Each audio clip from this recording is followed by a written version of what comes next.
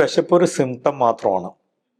ഇതുപോലെ നമ്മുടെ ആധ്യാത്മികതയിലും നമുക്ക് തോന്നുന്ന, നമ്മൾ കാണിക്കുന്ന പലതും ഒക്കെ ചിലതൊക്കെ സിംറ്റമാണ്. പക്ഷെ എല്ലാ സിംറ്റത്തിൻ്റെ ഉള്ളിൽ അത് കഴിഞ്ഞ് കഴിയുമ്പോൾ അതിന് ഒരു എനർജിയുണ്ട്.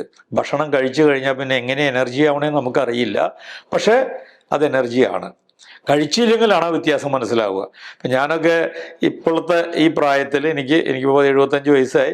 ഒരു ദിവസമെങ്കിലും കുർബാന മുടങ്ങുക എന്ന് പറഞ്ഞാൽ ഐ ഫീൽ വെരി ബാഡ്. എങ്ങനെയെങ്കിലും ഞാനതിന് പരിശ്രമിക്കും.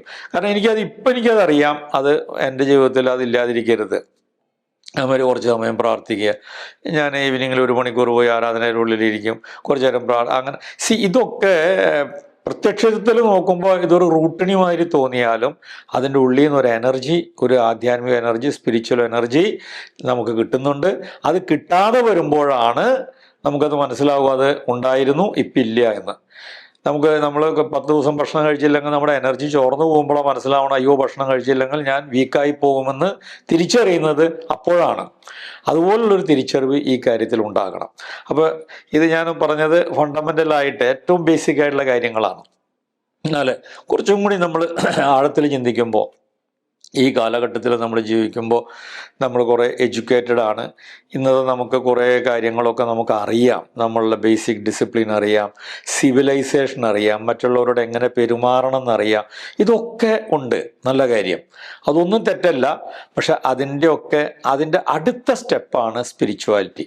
ഞാൻ പറഞ്ഞാൽ എൻ്റെ ഒരു ബോധ്യം എങ്ങനെയാണ്, സിവിലൈസേഷനിൽ നിന്ന് കടന്നിട്ട് അടുത്ത സ്റ്റെപ്പ് ആണ് സ്പിരിച്വാലിറ്റി. അതായത് അതിൽ സിവിലൈസേഷൻ ഉണ്ട്, ഡിസിപ്ലിൻ ഉണ്ട്, സെൽഫ് കൺട്രോൾ ഉണ്ട്, എല്ലാം ഉണ്ട്. പക്ഷെ അതിൻ്റെ അപ്പുറത്തേക്ക് കടക്കുമ്പോഴാണ് സ്പിരിച്വാലിറ്റിയിലേക്ക് നമ്മൾ വരിക.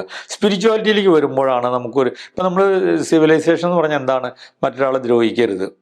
നമ്മൾ റോട്ടിൽ കൂടെ പോകുമ്പോൾ ഇടത്തുകൂടെ നടക്കണം, അല്ലെങ്കിൽ പേപ്പർ കീറി റോട്ടിലിടരുത്, റോഡ് വൃത്തികേടാക്കരുത്. ഇതൊക്കെ സിവിലൈസേഷൻ്റെ ഭാഗമാണ്. പക്ഷേ അത് എന്തുകൊണ്ട് ചെയ്യുന്നു? രാജ്യത്തിന് അങ്ങനെ നിയമമുണ്ട്, അതുകൊണ്ട് നമ്മൾ ചെയ്യുന്നു. അല്ലെങ്കിൽ നമ്മൾ കാരണം വേറെ ആൾക്ക് ബുദ്ധിമുട്ടുണ്ടാകണ്ട, നമ്മൾ കുറച്ചും കൂടി ഡിസിപ്ലിൻഡ് ആണെന്നൊക്കെ, അങ്ങനെയൊക്കെയുള്ള കുറേ കാര്യങ്ങൾ കൊണ്ടാണ് നമ്മളത് ചെയ്യുന്നത്. അതിൻ്റെ അപ്പുറത്തേക്ക് കടന്നാൽ, സ്പിരിച്വാലിറ്റിയിലേക്ക് കടന്നതിന് ശേഷം നമ്മളിങ്ങനെ ചിന്തിക്കുകയാണെങ്കിൽ, ഞാൻ എൻ്റെ കൂടെ കാണുന്ന മറ്റുള്ളവരൊക്കെ എൻ്റെ സഹോദരങ്ങളാണ്, അവർക്ക് നല്ലത് സംഭവിക്കണമെന്നുള്ള എൻ്റെ ചിന്തയിൽ നിന്നും നമ്മളിത് ചെയ്യാൻ തുടങ്ങുമ്പോൾ അവിടെയാണ് സ്പിരിച്വാലിറ്റി സ്റ്റാർട്ടാകുന്നത്. കാരണം ഈ ഭൂമിയിലുള്ള സകല മനുഷ്യരെ ഉൾക്കൊള്ളാൻ കഴിയുന്നതാണ് യഥാർത്ഥ സ്പിരിച്വാലിറ്റി.